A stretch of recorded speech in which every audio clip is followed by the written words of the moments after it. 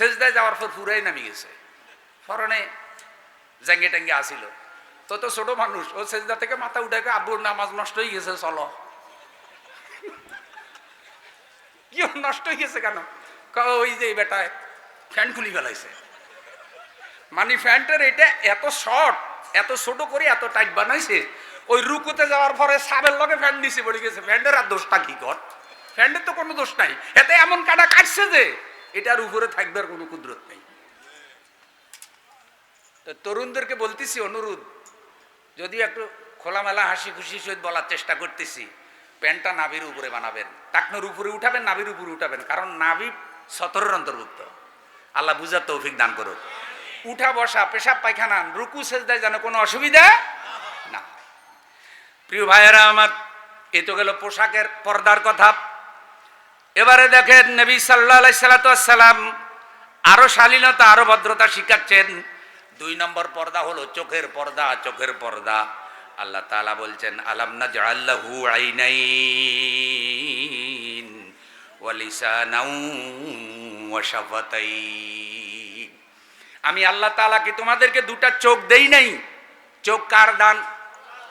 ছোট্ট ছোট্ট 2টা চোখ, হেডলাইট আল্লাহ কপালে ফিট করে দিলেন।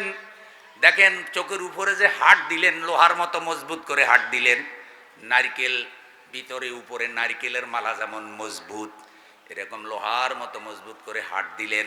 ভিতরে ছিদ্র করে চোখ বসাইয়া দিলেন, কারণ চোখ তো 24 ঘন্টা খোলা থাকবে যখন বান্দা চলবে। কোনো আঘাত পড়লে যেন চোখের মধ্যে না পড়ে, উপরে হাড়ে দিয়ে যেন চলে যায়। আল্লাহর কত বৈজ্ঞানিক ফিটিং, সুবহানাল্লাহ। মায়ের পেটের থেকে দেখার ক্ষমতা দিয়ে দিলেন। সে আল্লাহ রাব্বুল আলামিন আবারও বলছেন, কুল আরাআইতুম ইন আখাযাল্লাহু সামআকুম ওয়া আবসারাকুম ওয়া খাতামা আলা কুলুবিকুম মান ইলাহুন গায়রুল্লাহি ইয়াতিকুম বি। হে নবী বলে দেন, হে নবী বলে দেন, এ কথা কি তোমরা চিন্তা করেছো যে আল্লাহ যদি দৃষ্টিশক্তি, শ্রবণ শক্তি কেড়ে নিতেন, জনমের মতো আল্লাহ যদি অন্ধ বানাতেন, জনমের মতো আল্লাহ যদি তোমাদেরকে শোনার ক্ষমতা না দিতেন, তাহলে এমন কেউ আছে যে তোমাদেরকে নতুন করে দেখার ক্ষমতা, শোনার ক্ষমতা দিতে পারে? এই কথাগুলি, এখানে আরো অনেকগুলি আয়াত আছে, আমি সময় বাঁচানোর জন্য বলবো না। এই সবগুলা কথা সারাংশ হইল চোখটা আল্লাহর দান, দেখার ক্ষমতা আল্লাহ দিয়েছেন। চোখ দেওয়ার আগে আল্লাহ চোখের ব্যবহার বিধিও বলে দিয়েছেন, তুমি চোখ কিভাবে ব্যবহার করবা। সুবহানাল্লাহ। আচ্ছা, আপনি এখান থেকে চন্দ্রগঞ্জ যাইতেছেন, দেখলেন যে একজনের একটা সুন্দর ঘর, ঘরের বেডরুমটা রাস্তার লগে, জানালা খোলা, তারা স্বামী স্ত্রী বেডরুমের ভিতরে আছে।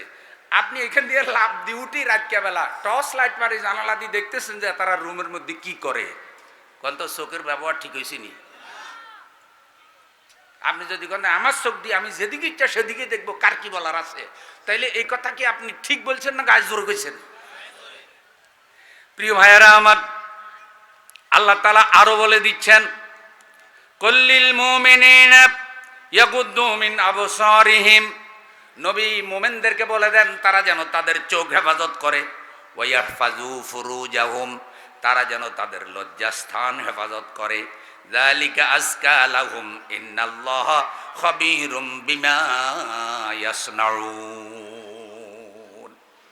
তাদের জন্য এটা অনেক উত্তম, অনেক পবিত্র নীতি।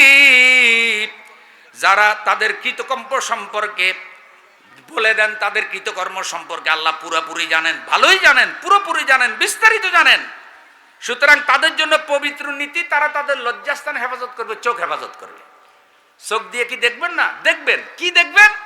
আল্লাহ যেটা দেখার অনুমতি দিয়েছে সেটা দেখবেন, আল্লাহ যেটা দেখার অনুমতি দেন না সেটা দেখা যাবে না।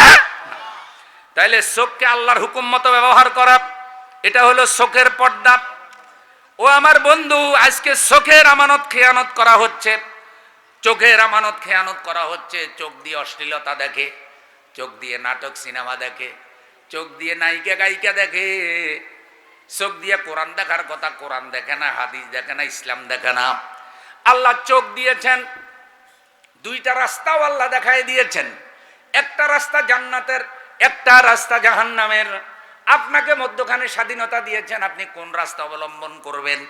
কিন্তু আল্লাহর দেওয়া স্বাধীনতা দিয়া আল্লাহর চোখে সব দেখলেন, কিন্তু আপনি জান্নাতের পথ অনুসরণ করলেন না, জাহান্নামের পথ থেকে বাঁচলেন না, আপনি চোখের আমানতের খেয়ানত করলেন। এদেরকে প্রত্যিকারের চোখওয়ালা বলে না, এদেরকে বলে চোখ থাকিতে অন্ধ।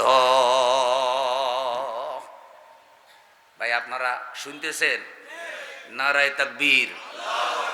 চোখ থাকিতে কি? চোখ থাকিতে এরকম কিছু আছে, কিছু বৈশিষ্ট্যের মানুষ। সূরা আরাফ 179 নম্বর আয়াত আল্লাহ বলেন, ওয়ালাকাদ যারানা লিজাহান্নামা কাসীরাম মিনাল জিন্নি ওয়াল ইনসি লাহুম কুলুবুন লা ইয়াফকাহুনা বিহা ওয়া লাহুম আ'য়ুনুন লা ইউবসিরুনা বিহা ওয়া লাহুম আযানুন লা ইয়াসমাউনা বিহা উলাইকা কাল আনআমি বাল হুম আদাল উলাইকা হুমুল গাফিলুন। একটু খুব খেয়াল করেন, সূরা আরাফ 179 নম্বর আয়াত। ওয়ালাকাদ যারানা লিজাহান্নামা কাসীরাম মিনাল জিন্নি ওয়াল ইনস, কিছু মানুষ আর কিছু জিনকে আমি আল্লাহ জাহান্নামের জন্য বানাইছি। তাহলে বোঝা যায় মুসলমানদের মধ্যেও মানুষের মধ্যে এরকম কিছু জাহান্নামী আছে না নাই? এগুলারে দেখলে আকার আকৃতিতে মুসলমান মনে হয়, কিন্তু জাহান্নামী। কারণ জাহান্নামে যাওয়ার কাজ এদের পুরো অঙ্গের মধ্যে আছে। এরা কারা? লাহুম কুলুবুন লা ইয়াফকাহুনা বিহা, এদের কলব আছে, বুঝে না। কলব আছে, আকল আছে, কলব আছে। আলেমদের জিজ্ঞাসা করেন জাবিল উকুল এবং গায়রে জাবিল উকুলের মধ্যে পার্থক্য কি? যেমন গরু ছাগলের রুহানিয়ত নাই, তাদের বোধ শক্তি আছে, কলব নাই, এ কারণে তাদের পড়ালেখা নাই, তারা আশরাফুল মাখলুকাত নয়। এ কারণে গরু ছাগলের বন্ধু মানুষের মতো এত উন্নত মানের ভাষাও নাই। আপনি শুনলে মনে হবে পৃথিবীর সব ছাগলে একই ভাষায় কথা কয়, মনে হবে না? পৃথিবীর সকল কুকুরে গেউ গেউ করে, এমনটা না যে আমেরিকান কুকুরে ইংরেজিতে গেউ গেউ করে, আর বাংলাদেশি কুকুরে বাংলায় গেউ গেউ করে, হিন্দি কুকুরে হিন্দিতে গেউ গেউ করে। ব্যাপারটা কি এমন? সব দেশের কুকুর এক রাখা করে দিলে ভাষা কয় রকম, কিন্তু মানুষ বিভিন্ন দেশের ভাষা বিভিন্ন রকম, কারণ মানুষের আকল আছে, উকুল, রূহ। এই জন্য মানুষের জীবনযাত্রার পার্থক্য আছে, গঠন প্রকৃতির পার্থক্য আছে। এদেরকে কলব দেওয়ার অর্থ কি? আকল দেওয়ার অর্থ কি? রূহ দেওয়ার অর্থ কি? অন্য অন্য সৃষ্টির মধ্যে শ্রেষ্ঠত্ব, কিন্তু কলব দিয়ে তারা বুঝে না, চোখ দিয়ে তারা দেখে না, কান দিয়ে তারা শুনে না। এরা আনআমের মতো। আনআমের ব্যাখ্যায় তাফসীরে বলা হয়েছে, আনআম বলা হয় ওই প্রাণীকে যে প্রাণীর 4টা পা। ছাগলের পা কয়টা? কন্যা ভাই কয়টা? শিয়ালের পা, গরুর পা, শুয়োরের পা, কুকুরের পা। 4 পাওয়ালা প্রাণীকে বলে আনআম। তা আল্লাহ তাআলা এই মানুষগুলোকে 4 পাওয়ালা প্রাণীর সাথে তুলনা করছে। তাহলে বোঝা যায় 4 পাওয়ালা ছাগল যেমন আছে, 2 পাওয়ালা ছাগলও আছে। 4 পাওয়ালা কুকুর যেমন আছে, 2 পাওয়ালা কুকুরও কি? কোনগুলা? ওই যেগুলার মধ্যে অন্তরের অবস্থা, চোখের অবস্থা, চোখে পর্দা করে না, ভালো জিনিস দেখে না, কান দিয়ে ভালো জিনিস শুনে না, হিন্দি গান শুনলে এত ভালো লাগে, কোরআনের হক কথা শুনলে ফেরাউনের মতো লাফায়, মনে হয় যেন বিষ। মা আসেনি?